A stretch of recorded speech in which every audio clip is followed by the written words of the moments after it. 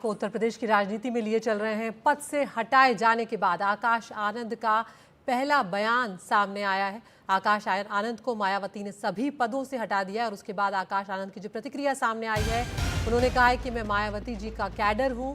बहन जी का हर फैसला मेरे लिए पत्थर की लकीर है। मैं उनके हर फैसले का सम्मान करता हूं।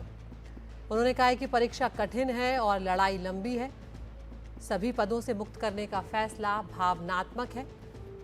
आकाश आनंद ने यह भी कहा है कि अपनी आखिरी सांस तक समाज के हक की लड़ाई लड़ूंगा और जीवन भर मायावती के साथ हम बने रहेंगे। तो यहाँ पर मायावती ने आकाश आनंद को सभी पदों से हटा दिया है, जिसके बाद आकाश आनंद की ये प्रतिक्रिया जो है वो यहाँ पर सामने आई है। तो मायावती ने क्या फैसला यहाँ पर लिया है वो भी आपको बताते हैं और किस तरह का पोस्ट उसके बाद आकाश आनंद का सामने आया है। उन्होंने लिखा है कि मैं परम पूज्य आदरणीय मायावती जी का कैडर हूँ। उनके हर फैसले का सम्मान करता हूँ, हर फैसले के साथ खड़ा हूँ। ये भी कह रहे हैं आकाश आनंद। उन्होंने कहा है कि सभी पदों से मुक्त करने का फैसला व्यक्तिगत रूप से भावनात्मक है। ये एक बड़ी चुनौती है और परीक्षा कठिन है और लड़ाई लंबी है। आकाश आनंद आगे लिखते हैं कि कठिन समय में धैर्य और संकल्प ही सच्चे साथी होते हैं। मैं पार्टी और मिशन के लिए पूरी निष्ठा से काम करता रहूंगा। कुछ लोग ये सोच रहे हैं कि इस फैसले से मेरा राजनीतिक करियर खत्म। उन्हें समझना चाहिए, बहुजन मूवमेंट कोई करियर नहीं है। ये दलित, शोषित, वंचित और गरीबों के आत्मसम्मान, स्वाभिमान की लड़ाई है। ये एक विचार है, एक आंदोलन है जिसे दबाया नहीं जा सकता। रणवीर सिंह हमारे संवाददाता हमारे साथ यहाँ पर जुड़ गए हैं। रणवीर, लगातार ये खींचतान जो है देखने को लिए मिल रही है और अब मायावती ने सभी पदों से यहाँ पर हटा दिया है। उनके पिता जो है उन्हें भी रखा गया है। एक और पद जो है, 2 पद यहाँ पर दिए गए हैं। ऐसे में किस तरह से आप देख रहे हैं, चल क्या रहा है आखिर बीएसपी में, और यहाँ पर अब आकाश आनंद के लिए आगे रास्ता क्या नजर आ रहा है? देखिए, रास्ता तो बहुत मुश्किल हो गया है क्योंकि अगर आकाश आनंद का करियर देखें, पॉलिटिकल करियर, तो लोकसभा चुनाव के पहले 2023 के आखिर में आकाश आनंद को मायावती ने उत्तराधिकारी घोषित किया, नेशनल कोऑर्डिनेटर बनाया और ये मान लिया गया कि अब बीएसपी का चेहरा आकाश आनंद होंगे। एक यूथ, एक ऐसा युवा चेहरा जो अब बीएसपी के मूवमेंट को लोगों तक लेके पहुंचेगा।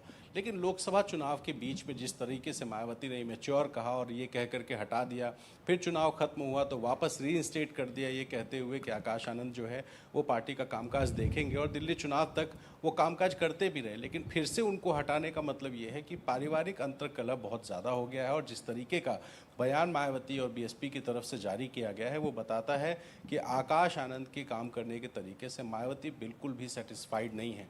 ये व्यक्तिगत तौर पे न सिर्फ आकाश आनंद के लिए बल्कि बीएसपी के लिए भी एक बहुत बड़ी राजनीतिक घटना इसलिए हो जाती है क्योंकि बीएसपी जो मायावती के चेहरे से वो पार्टी चल रही है और जब मायावती ने अपने चेहरे के बाद एक विकल्प के तौर पर आकाश आनंद को दिया था तो ये माना जा रहा था कि नए तरीके से बीएसपी को खड़ा करने में, कार्यकर्ताओं को मजबूत करने में और संगठन को मजबूत करने में जो आकाश आनंद काम करेंगे, वो फिलहाल अब जिम्मेदारी उनके भाई आनंद कुमार और रामजी गौतम जो उनके पार्टी के सीनियर नेता उनके पास गई है।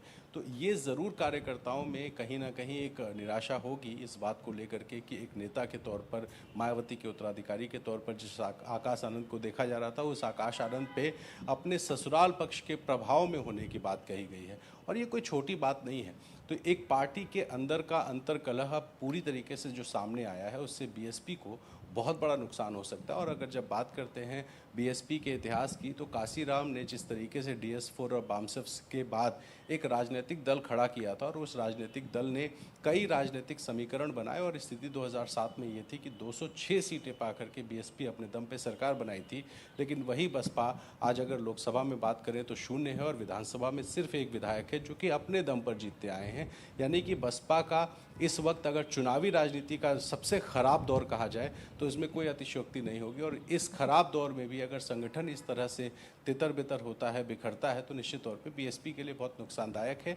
लेकिन आकाश आनंद की प्रतिक्रिया की बात करें तो बहुत सधी हुई प्रतिक्रिया है जिसमें वो ये कह रहे हैं कि लड़ाई लंबी है, कठिन है और मायावती का जो आदेश है वो उनके सराखों पर है, वो उस फैसले को मानते हैं, अपने आप को प्रूव करने की कोशिश करेंगे। तो इस तरह से आकाश आनंद ने एक सधी हुई प्रतिक्रिया ज़रूर दी है, लेकिन आने वाले वक्त में ये देखना होगा कि आकाश की भूमिका बसपा में किस तरीके से तय होती है।